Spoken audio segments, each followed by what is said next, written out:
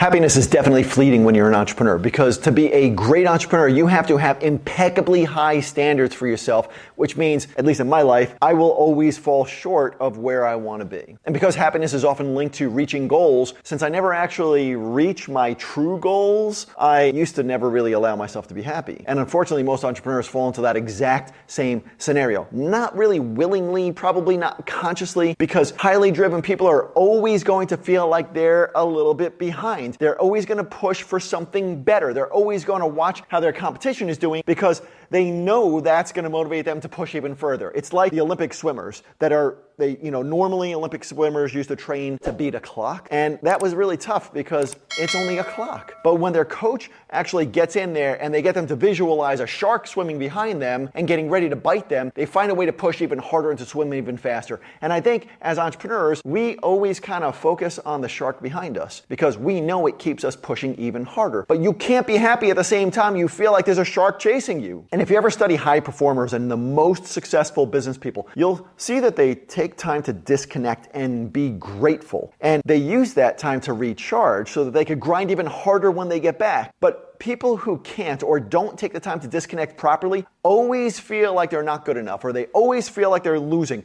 Most of the time, they feel like they're one step away from being punched right in the freaking gut. It's only a very small number of people who really get what I'm talking about right now. And those people usually win because they have the energy and the creativity to keep doing what it takes to succeed. And the majority of entrepreneurs are going to look at that small group of winners and they're going to feel inadequate unless they push harder and longer and they take more time away from their family and they put life aside to keep up the grind. That's why happiness is fleeting to so many entrepreneurs. Unless they learn how to push harder than anybody else and give themselves enough downtime to enjoy life and be grateful. Now, if somebody goes out there and they work 10 hours in the office and then their only downtime is a quick dinner and then a few hours of sleep, they're going to burn out. And those are the people that I fly past in business every single day. Not because they're not busting their ass, but because they're not stopping long enough to recharge and to be grateful for what they've built so far in their business and in their life and in their relationships.